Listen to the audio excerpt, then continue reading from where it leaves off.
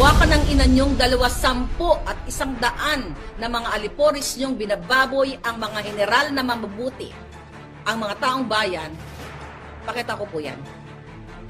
Ayan, nakita niyo yung picture na yan. Siyempre sa una, hindi niyo maintindihan kung ano yan. September po yan, pumunta si Kuting sa New York. Nag-state visit, di ba? Nag-visit-visit ang nayupak dyan. Ayan, si Tambaluslos, andyan si Lisa. Okay, bigyan natin sila ng label. Okay, next. Paulit-ulit ko po yan. Nakita niyo po ang pangalan na si Mark Anthony Sayarot. Okay? At yung si Bullet Halusos ng Tate Incorporation, ng Incorporated. Okay? So, tandaan niyo yung mga pangalan. Okay? Ito po, yan. Si Sayarot, tumutok kayo kay Sayarot. Okay? Yan po. Si Mark Anthony Sayarot ay nahuli. Okay? Nahuli ng may pulburon. 2 toneladang pulburon ang nahuli dyan na intercept na in-export nila papuntang Australia na na-intercept ng Australian Federal Police. At aside from that, nahuli yan sa Ayala, Alabang. Okay? Yung taong yan, kaya nga mayroong mugshot yan, nahuli siya dahil nagluluto siya ng pulburon. Ngayon mga kababayan, based sa statement dito ni General Macanas, which is actually ang source dito is ako. Okay? Mga palangga, ano ang ginagawa ng buwaka ng inang Speaker of the House, ni Kuting Jr. at ng First Lady Ahas? Okay, yung hayaan mo na muna yan si Halusos. Okay? Kasi si Halusos, siya yung kaya nandiyan si Halusos. Si Halusos po ang nag-drive kay Mark Anthony Sayarot nung gabi na hinuli sila ng grupo ng mga pulis. Okay?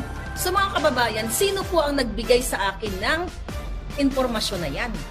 Mga general din, mga taong nasa gobyerno, yan yung mga puting ahas ko dahil imbis na ikulong yung si Sayarot na yan, mga kababayan, okay, pinrotektahan ni Marcos Jr., ni Lisa Smugs, ni Speaker of the House, imbis na makulong, nakalabas po yan dahil non-bailable ang case niyan.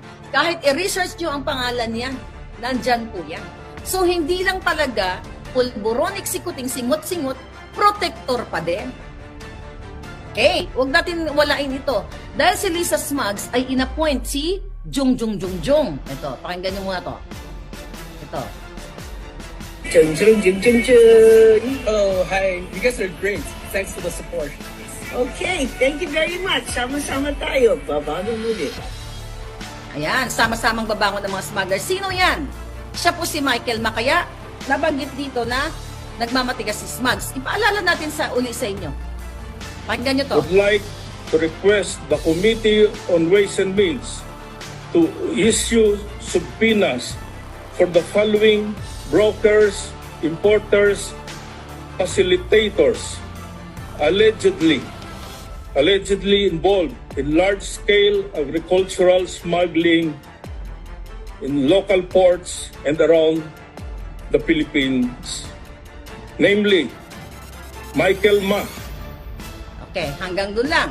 So kaya tinawag si Lisa Smugs kasi paulit-ulit kong binablog yan, yung sinasabi ni Swansing na number 1, okay, na inakusuhan na smuggler sa Kongreso, yan yung si Jung ito. Okay? Oh, hi. You guys are great.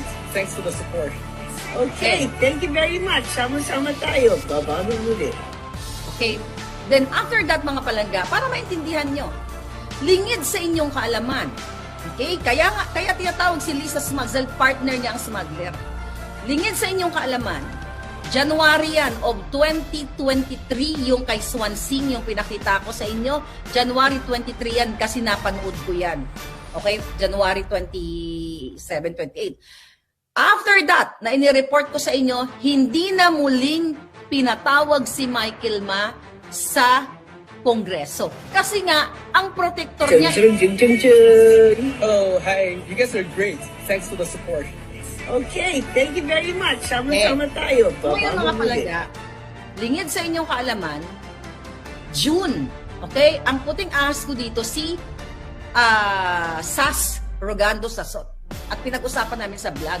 Lingid sa kaalaman ng taong bayan kahit ito ay may hinaharap na smuggling case at hindi pinag-report sa Congress, inappoint ng buwaka ng inang Lisa at Kuting Jr.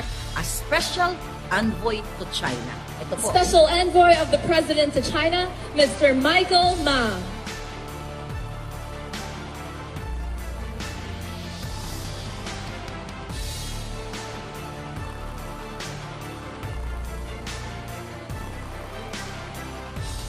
Okay, naintindihan nyo na palangga? So, ngayon, naintindihan nyo na kung bakit tinatawag namin siyang Lisa Smugs. Yung mapakita ko lang video na inappoint si Michael Ma na Special Envoy to China.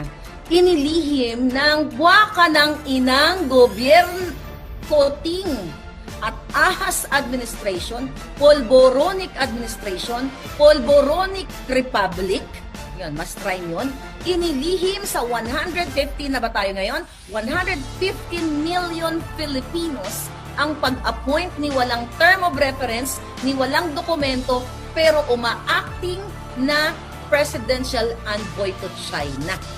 That's why si Lisa Smugs ay pinatawag naming Lisa Smugs, short for smuggler.